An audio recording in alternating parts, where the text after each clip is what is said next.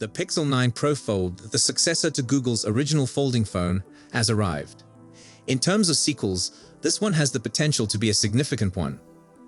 The new book-style foldable, which was unveiled at the Made by Google event alongside the Pixel 9, 9 Pro, and 9 Pro XL, has been completely redesigned, including its name. First, Google unveiled the Pixel 9 Pro, a phone that packs practically everything you'd expect from a successor to the Pixel 8 Pro onto a handset the same size as the Pixel 8. Google also unveiled the Pixel 9 Pro Fold, which appears to be a spiritual sequel to the Pixel Fold, the company's first and only foldable phone. Around a week before the show, I had the opportunity to test out every phone in the Made by Google lineup. I've already shared my thoughts on the non-foldable Pixel 9 phones, and now I'd like to talk especially about the Pixel 9 Pro Fold. With Google's announcement, the foldable phone season continues, following the debut of Motorola's Razr and Razr Plus, as well as Samsung's Galaxy Z Flip 6 and Z Fold 6. Meanwhile, internationally, Honor unveiled one of the smallest and lightest book-style foldables, the Magic V3, only for Xiaomi to match those accolades with the Mix Fold 4. Google faces the most difficult challenge of any company that releases foldables. The 9 Pro Fold must solve and improve on the original Fold's significant faults while remaining competitive with Samsung, OnePlus, Honor, and Xiaomi. Based on what Google showed me, I believe it has a strong possibility of doing both. This isn't the Pixel Fold 2. No, it's the Pixel 9 Pro Fold. It's not the most memorable name, but it kind of serves as a goal statement. In the same way that Samsung's Galaxy Z Flip 6 was a foldable clamshell version of this 24, Google appears to be promoting the new Fold as a Pixel 9 Pro that splits in half. And in some ways, this appears to be true. It includes Google's latest Tensor G4 CPU, 16 GB of RAM, and the same AI features as the Pixel 9 and 9 Pro. Compared to the original Fold, which had a Tensor G2 CPU and 12 GB of RAM, this should be a significant performance improvement. In other areas, however, the 9 Pro Fold does not quite live up to the Pro in its moniker. The camera specifications appear to be a step down from the Pixel 9 Pro, and the battery is smaller than the original Folds. The 9 Pro Fold weighs roughly an ounce less than last year's Fold, which is obvious from the moment you take it up. However, it is still heavier than the Z Fold 6 and OnePlus Open. When you open the 9 Pro Fold, you can see how slimline Google made things. It's only 5.1mm thick, which is incredibly thin. It feels really different from the original Pixel Fold. While the 9 Pro Fold is not the thinnest foldable, like the Xiaomi Mix Fold 4 or Honor Magic V3, it is the thinnest book-style folding available in the United States. In terms of display size, the cover screen increased by half an inch to 6.3 inches, matching the size of the Pixel 9 Pro screen. The cover screen of the 9 Pro Fold boasts a variable refresh rate of 60 to 120 Hz and a peak brightness of 2,700 nits, up from 1,550 nits last year. All of this, combined with a higher contrast ratio, should make the new outdoor display more visible on a bright day. The inner screen also received a light boost.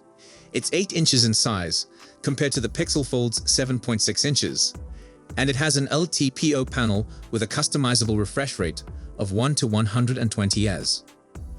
The internal display's brightness is similarly 2,700 nits, and the contrast ratio has been doubled to 2 million to 1, just like on the cover screen. This should make reading, blogging, surfing social media, and watching videos much more enjoyable.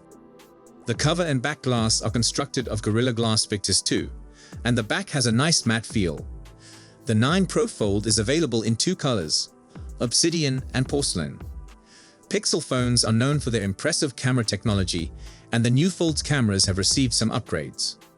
The rear features the same 48-megapixel primary camera and 10.8-megapixel 5x telephoto camera as last year's model. However, the ultra-wide sports a new 10.5-megapixel sensor, which falls short of the Pixel 9 Pro's 48-megapixel ultra-wide. The selfie camera and internal screen cameras are also upgraded. I'm excited to test these out because the first Pixel Fold had the greatest overall camera system of any foldable we examined in 2023. I'm curious to see if the image quality improves sufficiently to be comparable to Google's Pixel Pro slab phones. As a foldable phone, Google has introduced some exclusive photography modes for the Pixel 9 Pro Fold, such as Made You Look. Similar to Motorola, this allows you to show a fun animation on the cover screen while taking a photo, allowing you to capture the perfect shot of your child looking at the camera. When the photo subject smiles, the animations also react. The cameras contain a new AI-powered function called Add Me, which is geared for group photographs and allows the person taking the photo to include themselves. Essentially, you snap one shot of the group, and an eye on the screen helps align the photographer in the same location for the second photo, which the phone blends with the first. It appears to be completely wild, but also potentially valuable. The Magic Editor now has more AI tools, including the ability to enlarge the frame of a photograph and build a fill to match the boundaries. Magic Editor may also suggest crops and ways to reframe photographs you've taken. There's also a new reimaging tool, which allows you to change your photo by giving a suggestion. For example, you can have it turn the grass in the image greener. You can also completely edit the photograph's contents. The Pixel 9 Pro Fold can use AI to improve films taken at night or in low light, and that's just for the cameras. On this phone, Google Gemini is everywhere.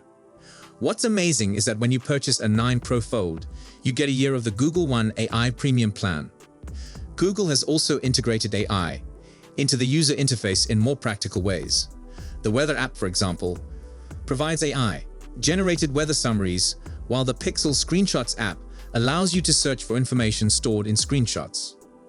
The battery is one feature that concerns me.